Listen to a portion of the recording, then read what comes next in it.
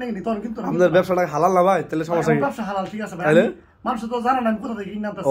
যদি আপনি ছেড়া দেন, আপনার বাসায় এসে থেকে ভিডিও করে যদি আপনি ছেড়া দেন, তাহলে ভাই এটা আমার বুঝছেন, এটা ভাই খারাপ হয়ে যাবে, বুঝছেন? সমস্যা না, সমস্যা না ভাই। হ্যাঁ ভাই, ছেড়েন না ভাই। আচ্ছা আচ্ছা। আসসালামু আলাইকুম। আজকে আপনাদের একটা গুরুত্বপূর্ণ কথা জানানোর জন্য আসলাম। সেটা হচ্ছে আপনারা যে ঢাকা থেকে বাইরে থেকে জিনিসপত্র কিনে নেন অল্প দামে, এই অল্প দামে কেনার কারণে এই রহস্যটা আজকে আমরা জানবো। একটা ভাই দেখি রেগুলার ব্যাচেলার বাসা থেকে কাপড় চোপড় নিয়ে বিক্রি করে, তো তার কাছে যাওয়া যাক, দেখি সে কি করে। আসসালামু আলাইকুম ভাই, কি করেন ভাই? ওয়ালাইকুম সালাম। আপনি কি আতাপাতা করতেছেন এগুলা? এগুলা ভাই ঘটনা হয়েছে, আমি ব্যবসায়ী মানুষ তো ভাই, আপনাদের বাসায় আইছি। হ্যাঁ, আপনি কি বাসায় থাকেন? হ্যাঁ ভাই, বাসায় আছি আমি। আপনার বাসায় আসছিলাম, আমার এক ভাই বলছিল যে আমার কিছু কাপড় আছে, কিনে নিয়ে যান।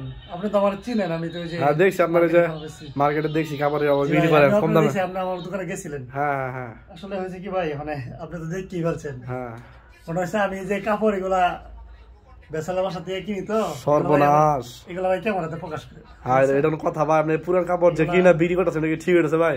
না না না, পুরান বলবেন না ভাই, এটা তো আমি ধুয়ে পরিষ্কার করি নাকি। ও ধুয়ে পরিষ্কার করি ভাই, এটা ভাই আপনার তাহলে আমার জানিও না আপনার বাসায় আনছেন, আমার ভিডিও করে দেওয়া লাগে।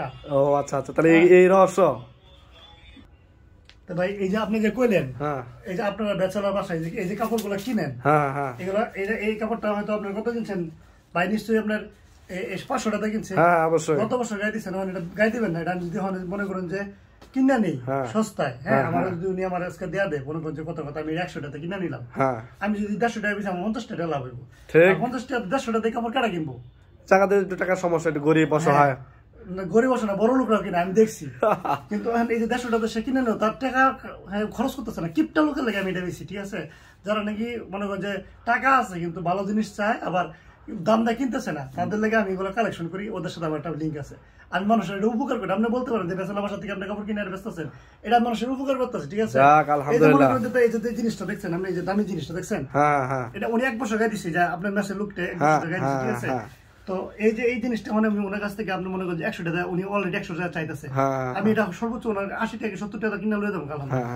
এটা যদি আমি 150 টাকা বেশি, আমি 50 টাকা লাভ পেলাম, হ্যাঁ, আর ওই ভদ্রলোকও 80 টাকা পেলে উনি আরেক দোকান থেকে এমন পুরান কাপড় হবে 150 টাকা কিনে একটা গায়ে দেওয়া, ওইটা আবার আরেক বসে আমি কিনে নিবো।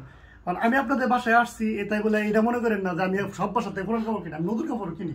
কিন্তু এটাই যে মানে এমন একটু খোঁজ খবর হচ্ছে, তো শীতের দিনে যদি মনে করেন যে এই যে হুডি, এই যে হুডিটা, হ্যাঁ, 600 টাকা দাম মার্কেটে, আরমানিক, আপনারা তো কিনেন, আমি কিনি না, কিন্তু এটা আমি 150 টাকা বেচালাম। হ্যাঁ, এটা কি ধুবেন না ভাই? এগুলো ধুবেন না, পরিষ্কার করবেন না? হ্যাঁ অবশ্যই, আমার খরচ আছে না, এটা 20 টাকা প্রতিটা 20 টাকা খরচ আছে। কি লাভ থাকে তো আপনার? লাভ থাকবে, শ্যাম্পু দিমু, বুঝছেন? শ্যাম্পু দা দইমু, ফুল পাটাতে দইমু, দইয়া পরে এটা মুম পালিশ করমু। যাক আলহামদুলিল্লাহ ভাই, এটা এমনি হয়ে যায় না। মানুষ মনে করে যে ব্যবসা মানে খুব খুশি হয়। হ্যাঁ ভাই, আর আপনি এগুলো যে ভিডিও করতেছেন, এগুলো ভিডিও ভাই ছাড়েন না কেন ভাই? এটা তো মানুষের জানার দরকার না ভাই? তাই না? কে ভাই, মানুষের জানার দরকার না? আপনি তো ঠিক আছে, আপনি ছাড়বেন, কিন্তু মানুষ যখন জানবো যে আমি পুরান কাপড় কিনে কিনি, তখন কিন্তু আপনাদের ব্যবসাটা হালাল না ভাই, তাহলে সমস্যা কি? ব্যবসা হালাল, ঠিক আছে ভাই। মানুষ তো জানেন আমি কোথা থেকে কিনে আনতেছি।